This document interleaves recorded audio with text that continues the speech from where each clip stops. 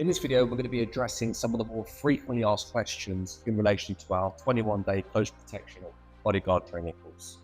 So the most frequently asked question we ever get is the course regulated and can I get a license at the end of it? The answer to that question is yes. In the UK, it's regulated by the SIA. That enables you to apply for your SIA close protection license once you've successfully completed the course. In Australia, it's regulated by SLED and the New South Wales Police because we're holding the courses in Sydney.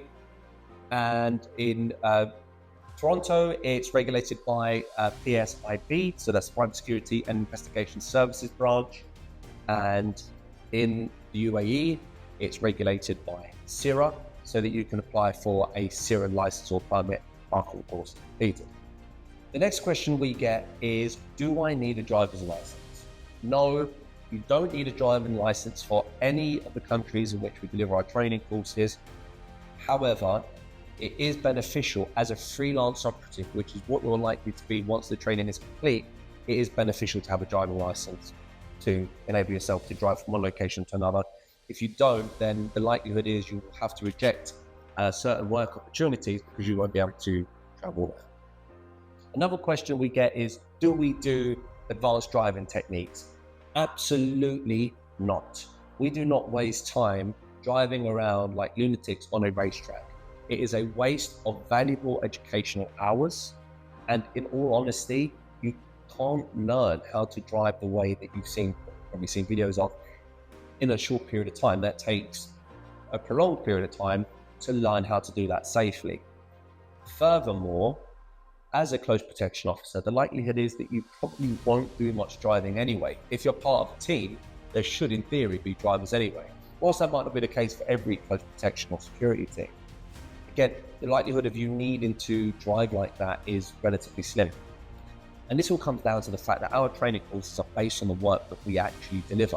We don't work in hostile environments. So our clientele are typically executives, ultra high net worth individuals, and or celebrities. So the need to drive like that is unnecessary for the work that we do. And also it is a waste of valuable educational hours that could be put towards more relevant stuff, such as intelligence acquisition or open source intelligence, or a multitude of the other things that we do throughout the course that will be useful to you. Another question that is asked quite frequently is, do we do firearms training? We do not do live firearms training on our courses for several reasons. I've made videos about this years ago. You can see them online. If you do your research, the reasons that I explained then still stand today. And they are as follows. One, you cannot carry a firearm in most countries in which we operate. Places like the UK, Australia, you can't just carry a firearm without having a special permit. In the UK, you cannot carry a firearm at all, regardless of what qualification you have. As a private citizen, you cannot conceal a firearm whilst working. The other point is, if you're going to be carrying a firearm, it's likely because you're going to be working in a hostile environment. If you're working in a hostile environment, the companies that you work for will usually have a prerequisite that you are ex-military. If you're ex-military, you fired a weapon. You don't need to come on a 21-day course and do 1 day at shooting range to prove that or gain certification for it. However, because of certain commercial reasons, we have decided on certain courses in 2023, we experimented for the first time with practical firearms drills. And that basically entails dummy weapons in a close protection walk-in drill format and drawing weapons. And that varies obviously for each person on the team, depending on which position they're in. But to be honest with you, we're thinking about taking that out. And as it stands, it is honestly a bit of a waste of time. Do I need martial arts experience? In short, the answer is no. You do not need martial arts experience to either one, attend a close protection training course, or two, to become an actual bodyguard. Whilst it might be useful, it doesn't mean you need it to do that. Additionally, it could be part of your continuous professional development. After you finish the training program, you look at other elements or training programs that you can attend in order to progress your learning and qualifications.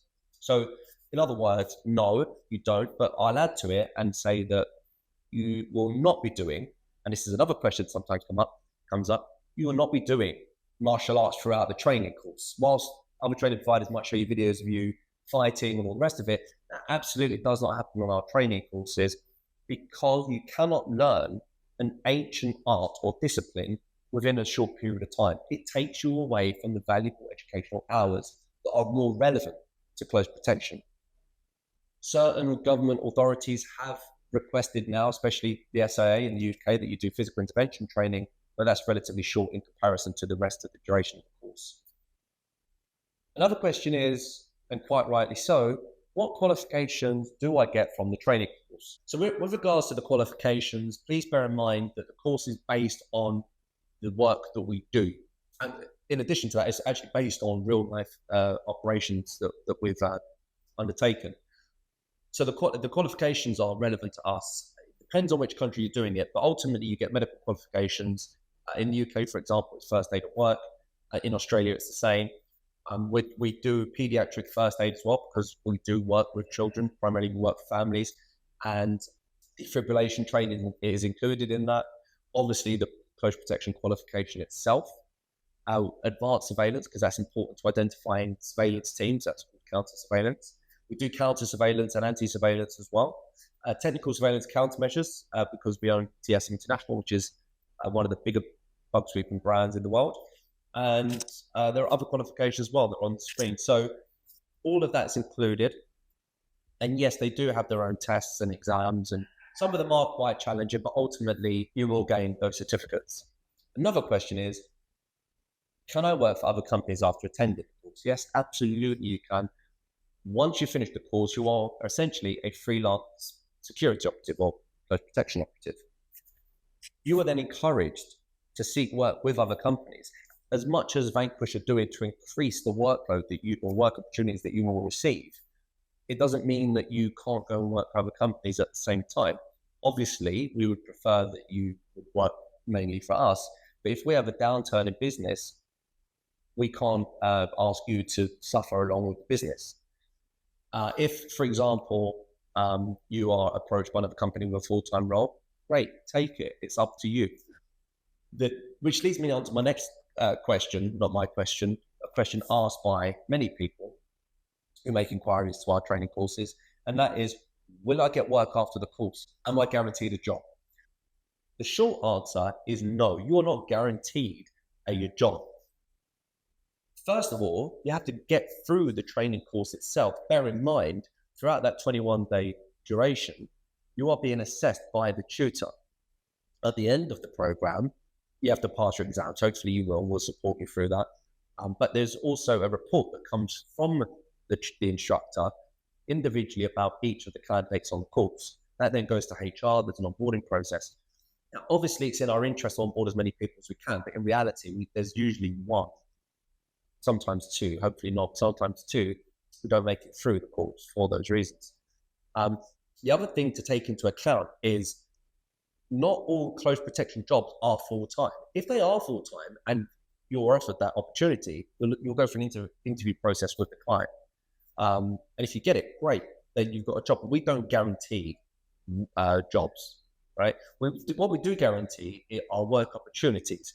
So if you pass the course, you go through the process without any issues whatsoever, you will receive work opportunities from TSM International, Vanquish Investigation Services, Vanquish Security Services, and other Vanquish backgrounds. And that is a guarantee. But if you reject them, then obviously you're not going to get the work, and therefore we can't guarantee it. I think what's happened is in 2016, when we launched our first course, and shortly after that, we announced that we're only going to recruit from our own training courses. Other training providers kind of went along with it and said, you're guaranteed a job. That was their competitive sort of approach. We then had to draw back and say, you're not guaranteed a job. We do only recruit from our training courses, but we're not going to guarantee you anything. That's been to our detriment for many, many years. However, we've always operated a transparent and open policy and do not misguide our potential course candidates. So yes, you will receive work opportunities. Are you guaranteed a job? No, because there might not be full-time roles available at the time of you passing your course. So if you do your research and dig a bit deeper, I think you'll understand what I mean by that. And hopefully another video will come out quite soon in relation to that and explain it in more detail.